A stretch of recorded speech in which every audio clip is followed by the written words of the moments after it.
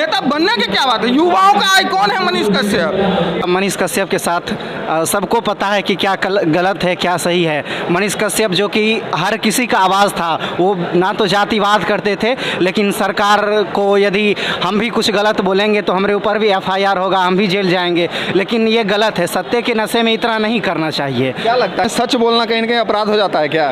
बिल्कुल बिल्कुल, देख लीजिए, आज यहीं देख लीजिए, यदि सरकार को शायद पता नहीं होता तो आप आज यहाँ भी मतलब सबको लेके चले गए होते। हम लोग आए थे मनीष कश्यप को लेके वहाँ पे रैली में, हम लोग को थाना लेके गया है, शाम में हम लोग को छोड़ा है। तो क्या यही, जबकि हम लोग पढ़ने वाले स्टूडेंट हैं, जहाँ सच देखते हैं, जहाँ सही देखते हैं, वहाँ पे आवाज़ उठाते हैं, लेकिन सरकार को ये भी अच्छा नहीं लगता है। जातिवाद से ग्रसित थे, इसी प्रकार से इनका पुत्र भी जातिवाद से ग्रसित है। इनको मानसिकता हो गया कि एक समाज का लड़का जो हर एक जाति वर्ग और धर्म और समुदाय के लिए बोलता है, इसकी आवाज़ को कैसे बंद किया जाए। और इसी की तरह से स्टालिन को कहकर इन पर क्या लगाया गया, जो सिर्फ लालू यादव का जो डीएनए है तेजस्वी में, इसके तहत इन पर कार्रवाई किया गया है। झूठा फरेब, ये सरकार जो है, जो कहीं ना कहीं झूठे फरेब और ग्रसित मानसिकता लोगों के हाथों में सरकार है। मैं बस इतना ही कहना चाहता हूँ कि बात ऐसा है कि जो सच्चा आदमी रहता है वो लौट कर घर को ही आता है।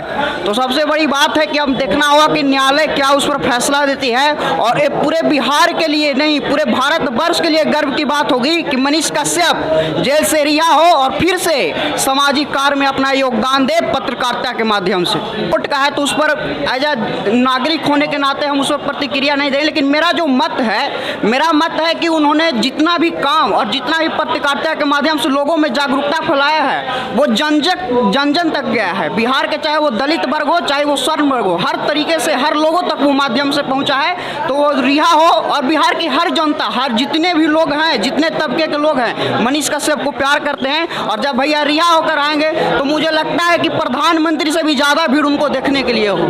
जिस तरह से अभी भीड़ देखा गया है बेतिया स्टेशन पे, बहुत सारा फूल बारिश पूरा फैला रहे हैं और देख रहे हैं सब ने कहीं ना कहीं कि मनीष कश्यप में वो गुण है जो पूरा समाज को लेकर आगे चलेंगे। आगे आने वाला वक्त में क्या लगता है, नेता उता भी बन पाएंगे क्या? हम तो चाहते हैं कि बिहार के मुख्यमंत्री के लिए वो खड़े हो जाएं, 243 विधानसभा क्षेत्र में अपना वो प्रतिनिधि खड़ा करें और निश्चित तय मान लीजिए कि आने वाले समय में बिहार के मुख्यमंत्री घोषित कर दिए हैं, आज कर दिए हैं, और आने वाले समय में वो हो सकता है कि बिहार के मुख्यमंत्री हो जाए। हो सकता है हो जाए, एकदम 100% श्योर है। एकदम 100% श्योर हैं और पूर्ण रूप से हर समाज, हर धर्म के लोग उनके साथ खड़े हैं, क्योंकि बिहार में और बिहार की गलतियों को वो एक के लिए नहीं दिखा रहे हैं, एक समाज के लिए नहीं दिखाए हैं, वो सबों के लिए दिखाए हैं। और विकास एक के लिए नहीं होता है, पूरे के पूरे समाज के लिए होता है। कहीं ना कहीं कहा जाता है कि जैसे जिस तरह से वो सबको लेकर चले और अपना बयान बताए कि ये गलत है ये सही है, अपना सरकार को कहीं ना कहीं आँख में आँख डालकर दिखाने का काम किया कि हाँ ये राइट है ये रॉन्ग है। तो क्या ये अब कहा जाता है कि आने वाला वक्त में कहीं ना कहीं जात को लेकर, पात को लेकर, तो इस चक्कर में तो वो नहीं पढ़ के अंदर चले गए? देखिए, बात है कि बिहार में कहा जाता है कि जात है कि जाति नहीं है। और दूसरा चीज़ है कि मीडिया जो है लोकतंत्र का चौथा स्तंभ है।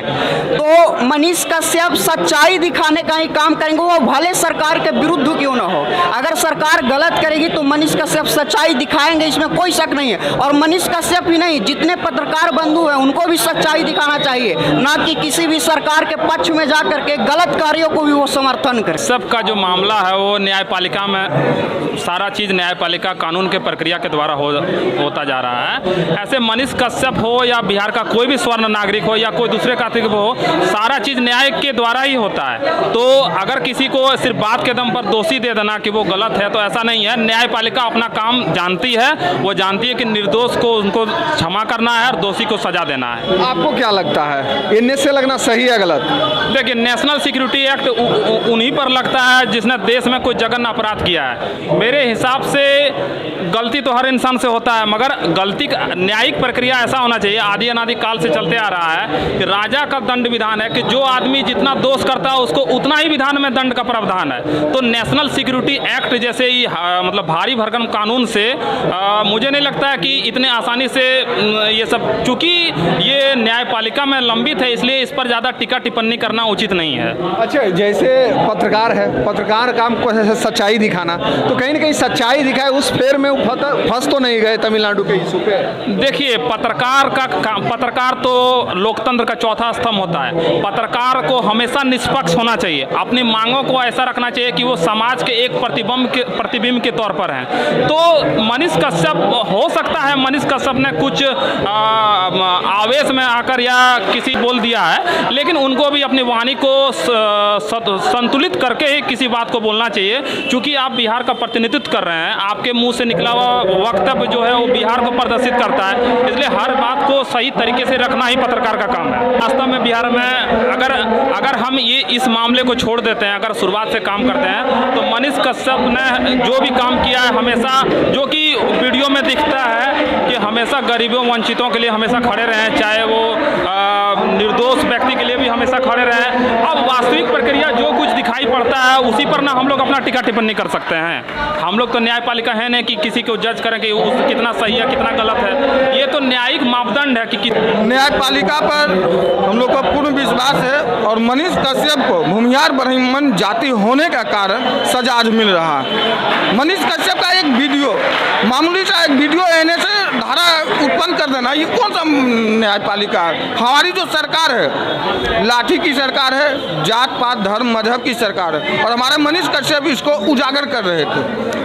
आज मनीष कश्यप का ही सबसे पहला वीडियो आया था, ये मुंगेर पुल वाला, कि ये पुल गिर जाएगी, गिर गई ना, कितना दिन हुआ मनीष कश्यप ने गिराया। तो मनीष कश्यप सच्चाई को दिखा रहा था पब्लिक को, और जो कि हमारी सरकार को कहीं ना कहीं खटक रही थी। क्योंकि हमारी जो सरकारें हैं अभी वर्तमान बिहार की, वो भी इंजीनियर थे और घिसे पिटे इंजीनियर थे। मनीष कश्यप ने पढ़ लिख करके आया और बिहार की सच्चाई पूरे देश में दिखाया कि देखिए हमारी सरकार क्या कर रही है। और इससे हमारी जो बिहार की सरकार थी डरी सहमी थी, और एक जाति विशेष को टारगेट तो शुरू से ही हमारी सरकार कर रही है। और जैसे ही उभरता चेहरा देखा मनीष कश्यप को, उसे NS लगा दिया।